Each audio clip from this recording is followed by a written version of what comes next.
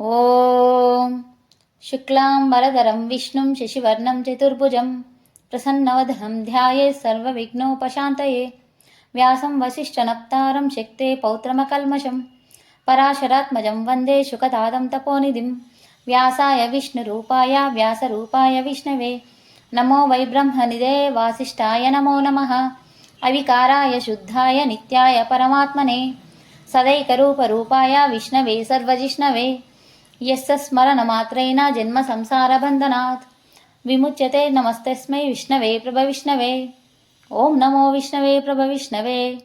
श्रीवैशम्पायन उवाच श्रुत्वा धर्मानशेषेण पावनानि च सर्वशः युधिष्ठिरः शान्तनवं पुनरेवाभ्यभाषतः।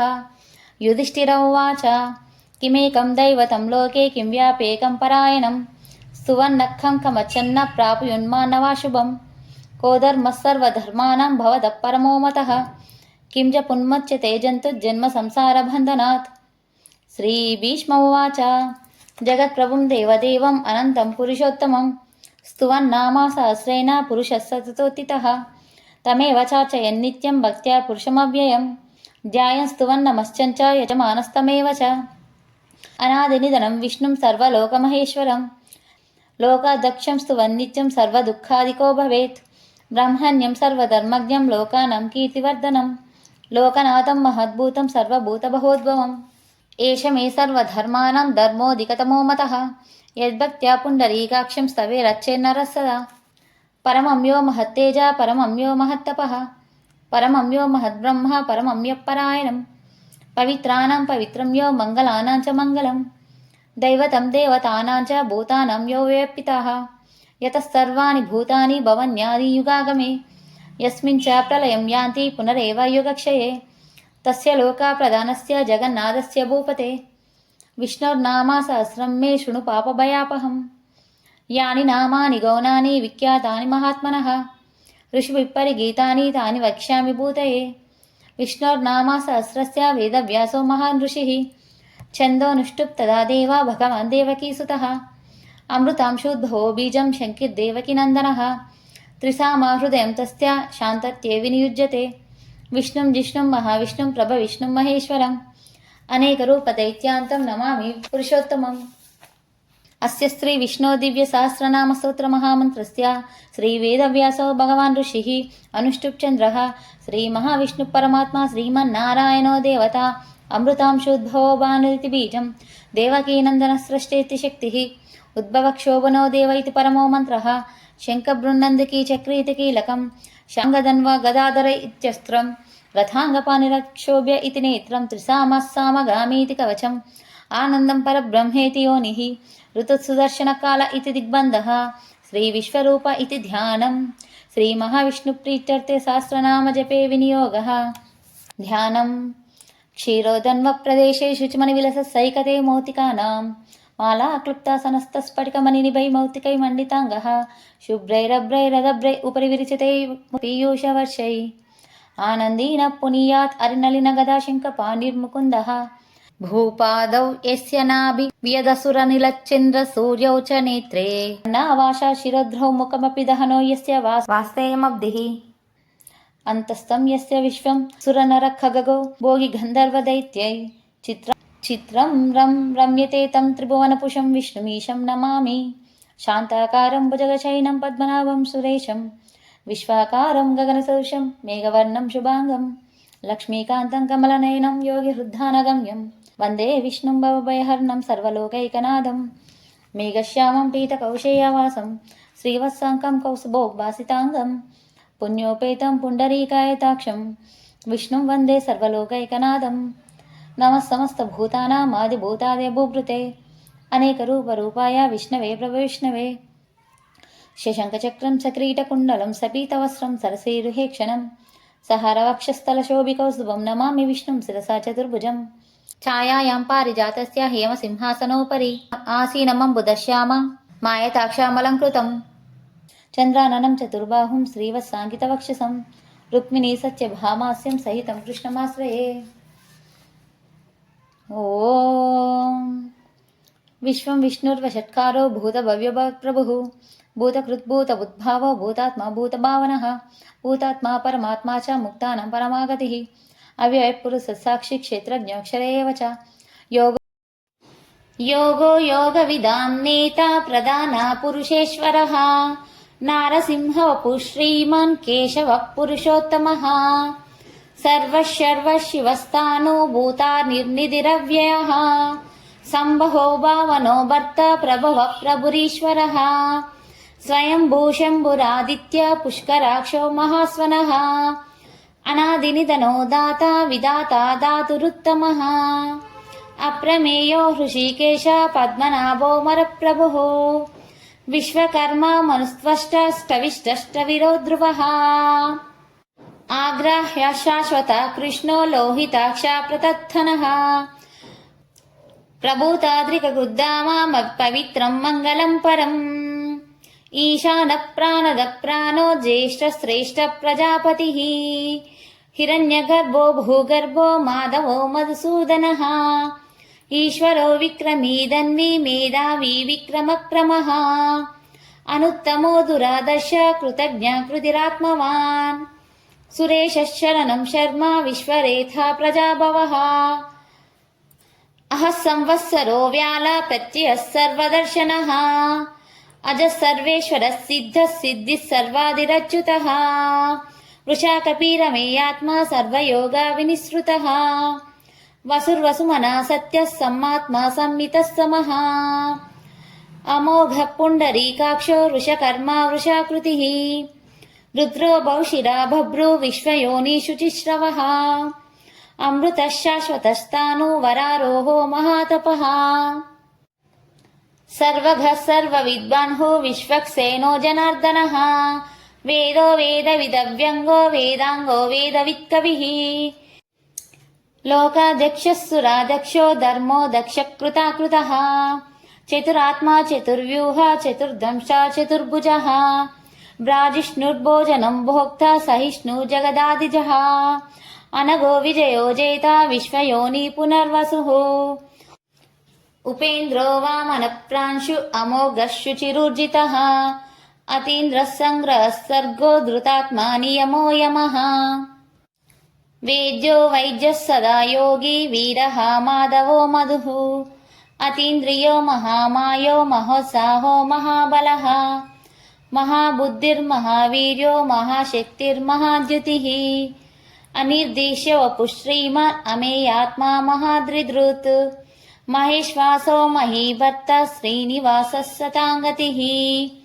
अनिरुद्धः सुरानन्दो गोविन्दो गोविदाम्पतिः मरीचिद्दा मनोहंसा सुवर्णो भुजगोत्तमः हिरण्यनाभः सुतपा पद्मनाभ प्रजापतिः अमृत्यु सर्वदृक्सिंहा सन्दाता सन्धिमान् स्थिरः अजो दुर्मर्शनश्चास्ता विश्रुतात्मा सुरारिः गुरुर्गुरुतमो धाम सत्यः सत्या पराक्रमः निमिषो निमिषः सग्वी वाचस्पतिरुधारधिः अग्रनीग्रामणी श्रीमान् न्यायो नेता समीरणः सहस्रमूर्धा विश्वात्मा सहस्राक्षा सहस्रपात् आवर्तनो निवृत्तात्मा संवृतः सम्प्रमर्दनः अहः संवर्तको वह्निरनिलोदरनीधरः सुप्रसाद प्रसन्नात्मा विश्वदुद्विश्वभुग्विभुः सत्कर्ता सत्कृतः साधु जन्नुर्नारायणो नरः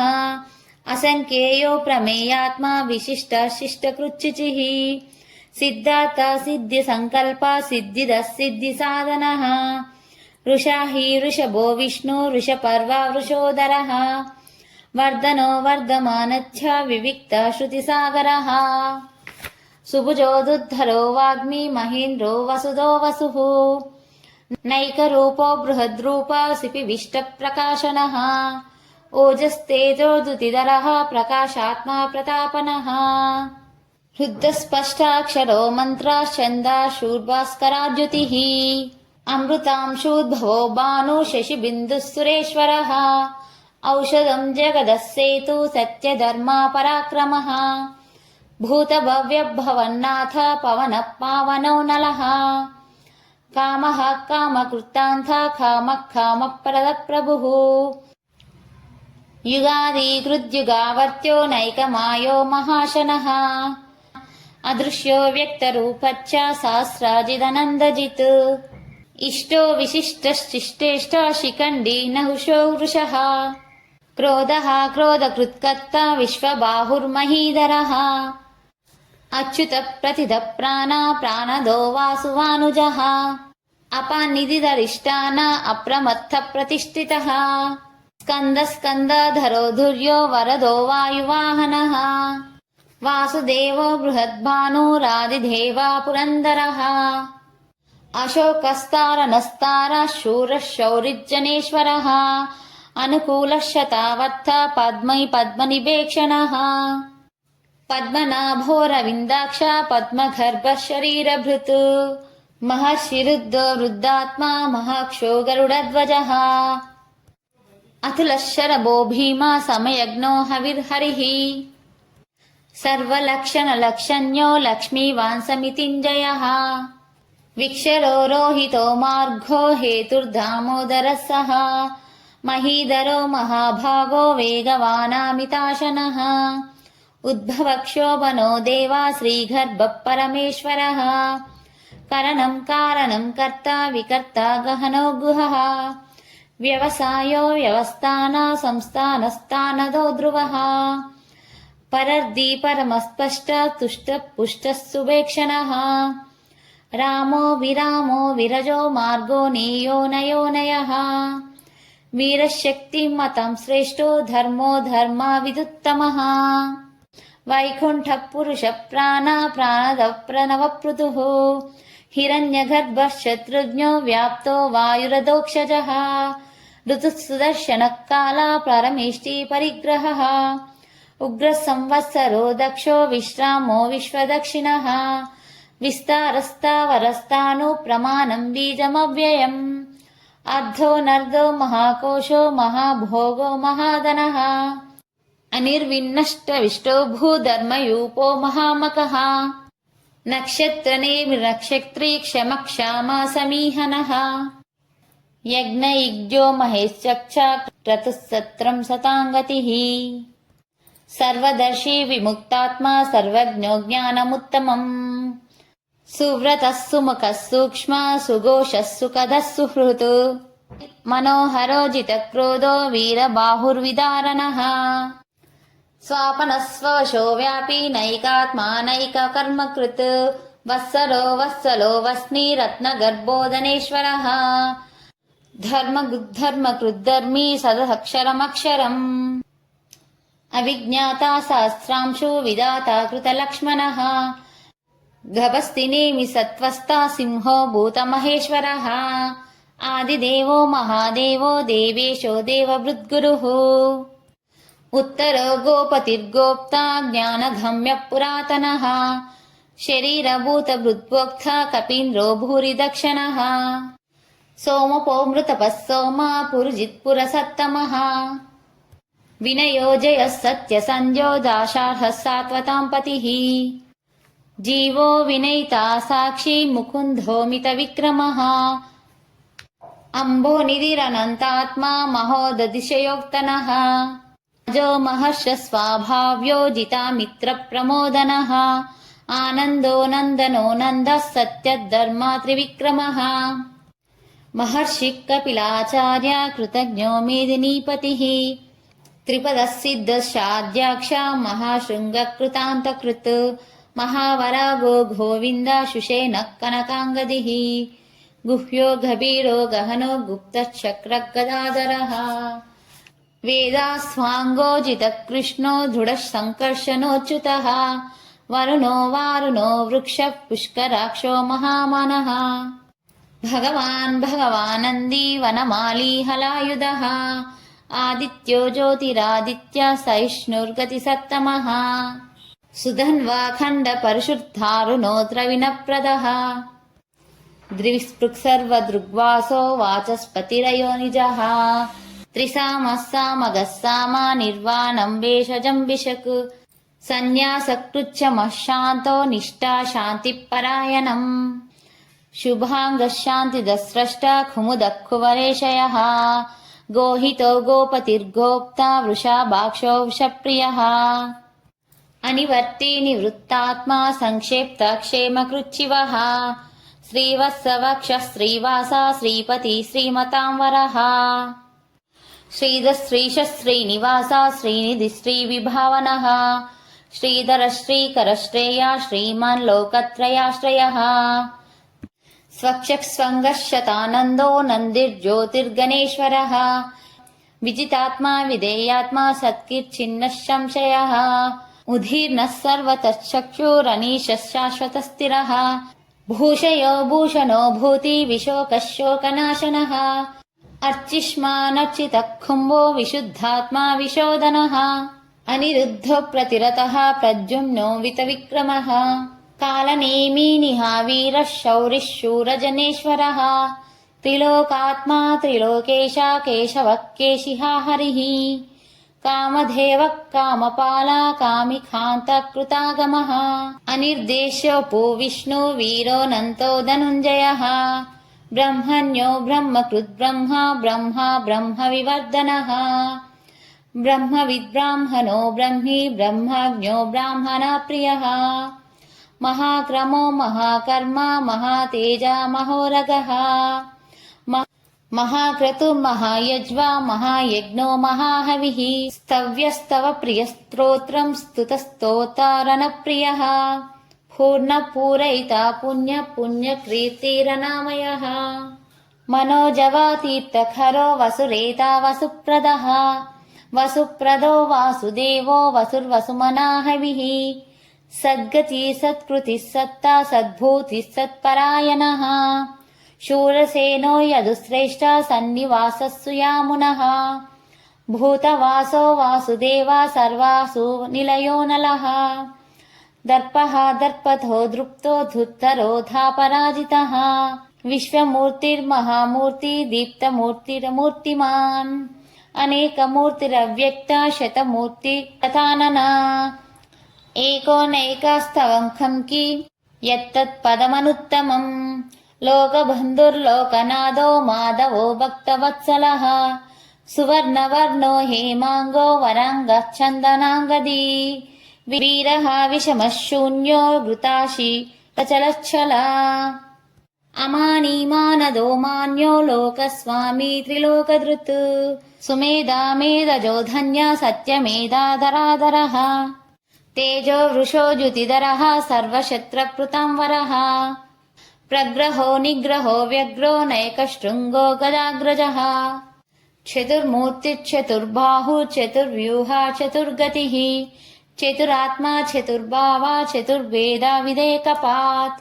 समावर्तो निवृत्तात्मा दुर्जयो दुरतिक्रमः दुर्लभो दुर्गमो दुर्गो दुरावासो दुरारिः शुभाङ्गो लोकसारङ्गा सुतन्तुस्तन्तुवर्धनः इन्द्रकर्मा महाकर्मा कृतकर्मा कृतागमः उद्भवः सुन्दरः सुन्दो रत्नावः सुलोचनः अर्को वाजः सनशृङ्गी जयन्तः सर्वविजयी सुवर्णबिन्दुरक्षोभ्यः सर्ववागीश्वरेश्वरः महाह्रदो महागर्तो महाभूतो महानिधिः कुमुदः कुन्दरः कुन्द पर्जन्यः पावनो निलः अमृताशोऽमृतवपुः सर्वज्ञः सर्वतोमुखः सुलभः सुर्वतः सिद्धः शत्रुजिः शत्रुतापनः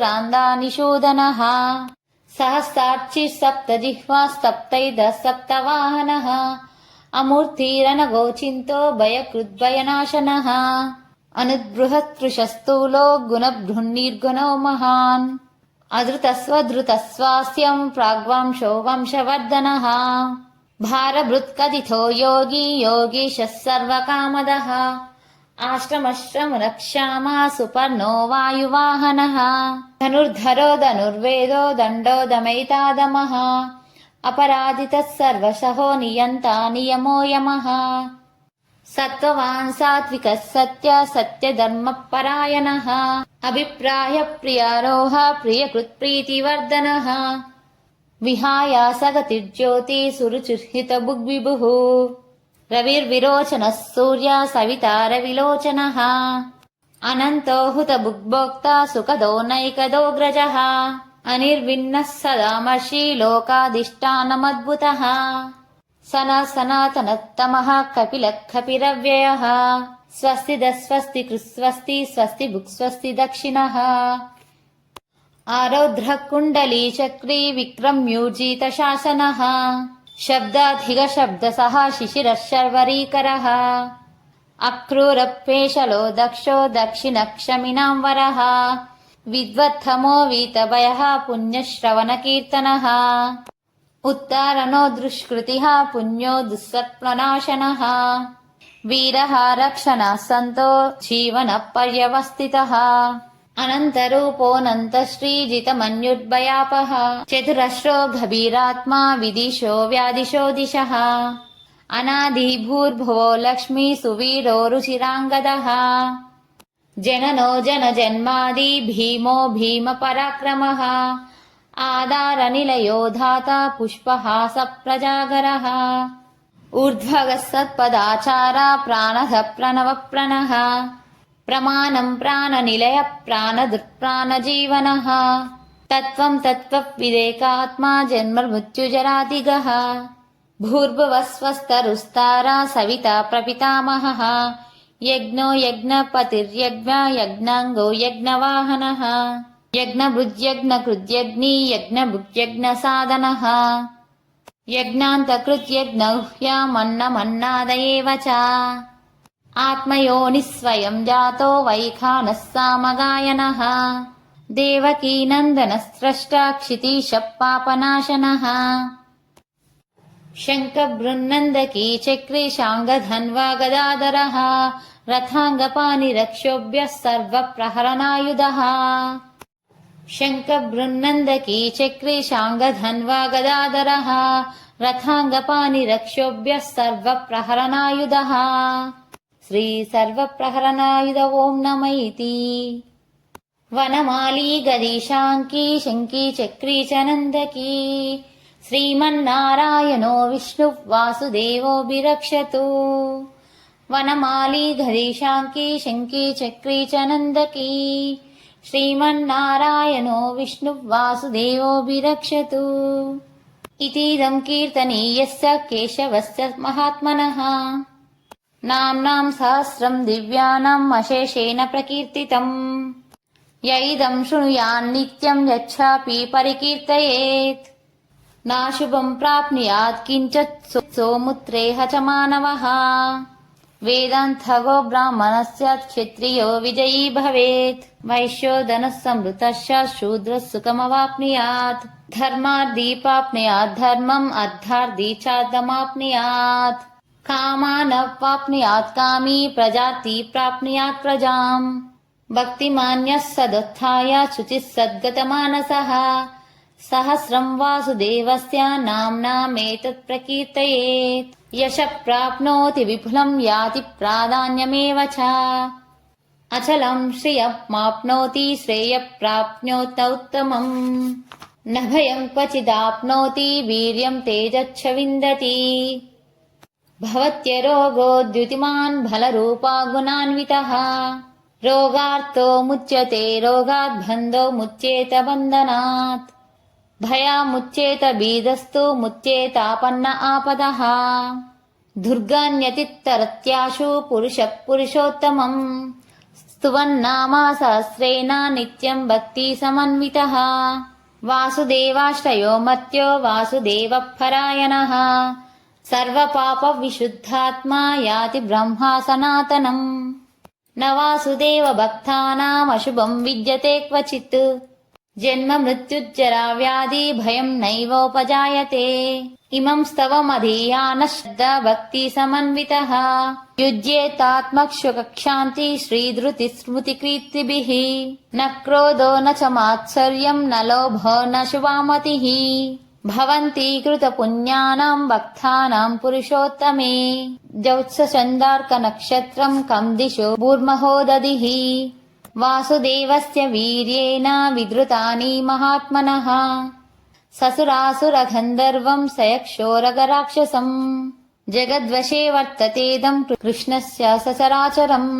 ఇంద్రియాణి మనోబుద్ధిః సత్వం తేజో బలం ధృతిః. వాసుదేవాత్మకాన్యాహుః క్షేత్రం క్షేత్రజ్ఞ ఏవ చ.